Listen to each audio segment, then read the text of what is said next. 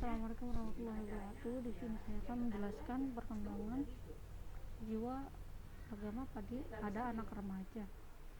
Yang pertama, remaja atau adolescence adalah masa yang sangat penting dalam rentang kehidupan manusia, karena pada masa remaja ini atau masa transisi atau peralihan pada masa kanak-kanak menuju masa dewasa.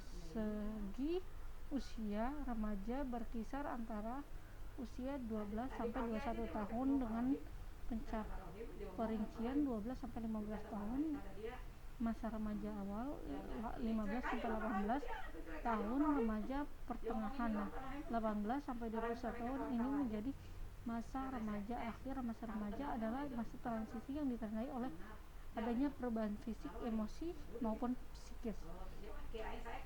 Lalu perkembangan agama pada remaja sering dengan perkembangan fisik dan psikis remaja. Terdapat beberapa aspek, yaitu pertumbuhan pikiran mental, yang kedua pertumbuhan perasaan, yang ketiga pertimbangan sosial, yang keempat pengembangan moral yang bertitik tolak dari usia mencari perlindungan, yang kelima ada sikap dan minat remaja terhadap agama sedikit karena dipengaruhi oleh lingkungan dan zaman sekarang. Adapun faktor yang mempengaruhi jiwa beragama pada remaja adalah faktor lingkungan, di mana lingkungan pendidikan sangatlah membantu perkembangan keagamaan pada remaja. Di antaranya yang pertama ada pendidikan informal atau keluarga. Yang kedua pendidikan formal, yaitu sekolah. Yang ketiga pendidikan non formal, itu masyarakat. Pendidikan yang non formal ini, pendidikan dalam keluarga atau masyarakat sangatlah penting. Di setiap anak dilahirkan dalam keadaan fitrah, maka orang tuanya lah yang bertanggung jawab terhadap agama yang dianut anaknya. Lalu menurut Robert Toles dalam suruh bahwa terdapat 4 faktor utama yang mempengaruhi sikap keberagaman. Yang pertama pengaruh sosial, pengalaman, kebutuhan, dan proses pemikiran. Lalu ada perkembangan sikap jiwa beragama pada masa remaja dapat dilihat dari sikap yang diekspresikan dalam kehidupan beragama, yaitu kepercayaan dengan ikut-ikutan, yang kedua percaya dengan kesadaran, yang ketiga percaya tapi ragu-ragu, yang keempat tidak percaya atau cenderung ateis atau tidak beragama. Lalu perkembangan jiwa beragama pada orang dewasa. Pada usia dewasa biasanya seseorang memiliki sifat kepribadian yang stabil. Setelah menginjak usia dewasa terlibat adanya kematangan jiwa mereka. Saya hidup dan saya tahu untuk apa. Menggambarkan bahwa di usia dewasa orang sudah memiliki tanggung jawab serta sudah memiliki mengetahui apa makna hidup.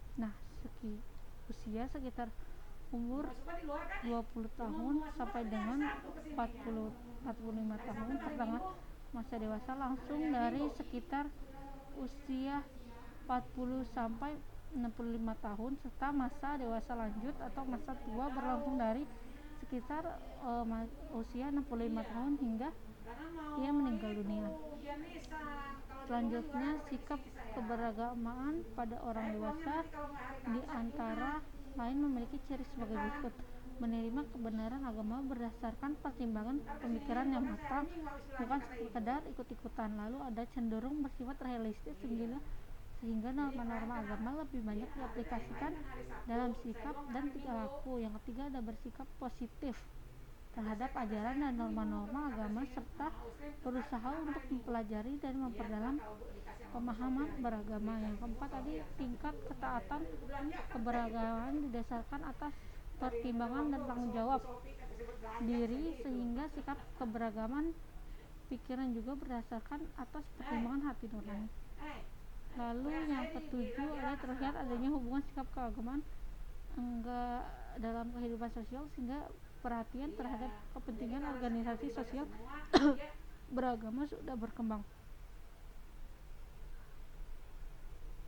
Lalu ada faktor yang mempengaruhi keberagamaan orang dewasa, yaitu yang pertama ada faktor diri sendiri atau internal.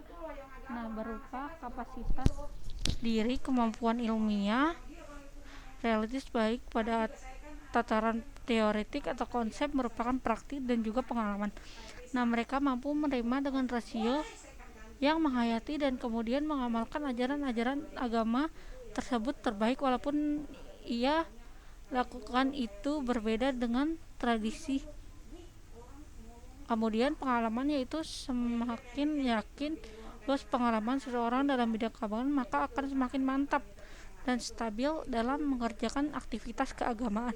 Namun mereka yang mempunyai pengalaman sedikit dan sempit ini akan mengalami berbagai macam kesulitan untuk mendapat mengerjakan ajaran agama secara mantap dan stabil. Lalu yang terakhir ini ada faktor dari luar atau beberapa kondisi dan situasi lingkungan yang tidak banyak memberikan kesempatan untuk berkembang. Nah, malah justru menganggap tidak perlu adanya perkembangan dari apa yang telah ada. Faktor tersebut antara lain tradisi agama atau pendidikan yang diterimanya.